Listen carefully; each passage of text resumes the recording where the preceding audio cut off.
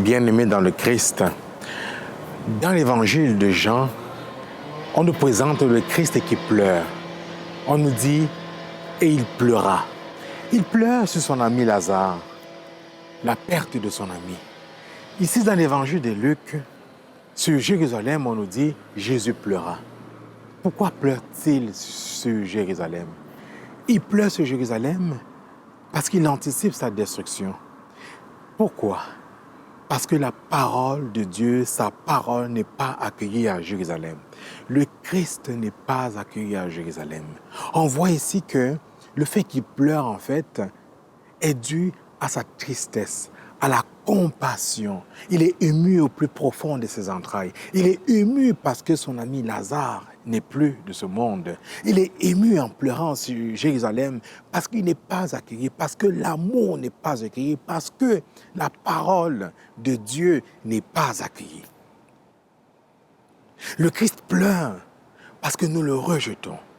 Nous, aujourd'hui, particulièrement au Québec, à cause de notre patrimoine religieux, à cause de nos églises qui ferment, à cause de nos églises qui sont utilisées pour d'autres fins, qui sont détruites pour construire d'autres bâtiments, nous pleurons, nous sommes tristes. Mais nous ne pleurons pas parce que l'amour n'est pas accueilli, mais nous pleurons par nostalgie. Nous pleurons parce que nous restons enfermés dans nos souvenirs. Or, comme le Christ qui pleure sur son ami Lazare, comme le Christ qui pleure parce que sa parole n'est pas accueillie, nous sommes appelés à pleurer parce que d'autres temples, d'autres lieux de sa présence, comme Jérusalem, d'autres lieux de sa présence, comme nos églises, d'autres lieux de sa présence, comme l'être humain, sont bafoués. Bien-aimés dans le Christ, pleurons parce que ce temple, ce corps de l'Esprit Saint, ce corps de l'Esprit Saint est bafoué. Pleurons parce que de nombreux enfants, de nombreuses femmes, de nombreuses personnes vulnérables sont abusées physiquement, psychologiquement. Scandalisons-nous, pleurons parce que des immigrés, parce que des demandeurs d'asile sont bafoués, sont utilisés comme esclaves, sont utilisés. Leurs corps sont utilisés pour le trafic d'organes. Leurs corps sont utilisés comme la marchandise. Leurs corps sont utilisés pour de la prostitution forcée. Bien-aimés dans le Christ, scandalisons-nous parce que la dignité humaine est bafouée. Pleurons sur l'humanité comme le Christ. Pleurons, bien-aimés dans le Christ, parce que le temple cosmique, l'univers, la création est bafouée. La création est bafouée.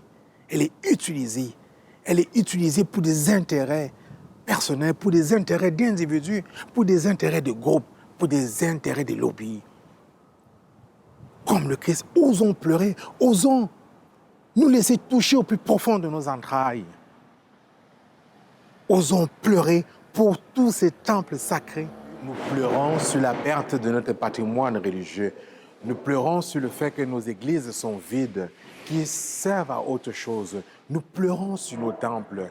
Si nous accueillions la parole de Dieu, si la parole de Dieu était intégrée dans nos vies, nous n'en serions pas là. Le Christ, en pleurant sur Jérusalem, pleure sur le fait que sa parole n'est pas accueillie à Jérusalem, pleure sur le fait qu'il n'est pas accueilli à Jérusalem.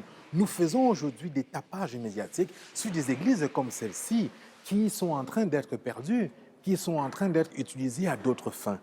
Nous sommes invités, bien-aimés dans le Christ, à détourner, à utiliser nos larmes pour pleurer sur d'autres temples. Et détournons nos larmes de ces temples, de ces patrimoines religieux qui sont détruits vers l'être humain qui est bafoué. Amen.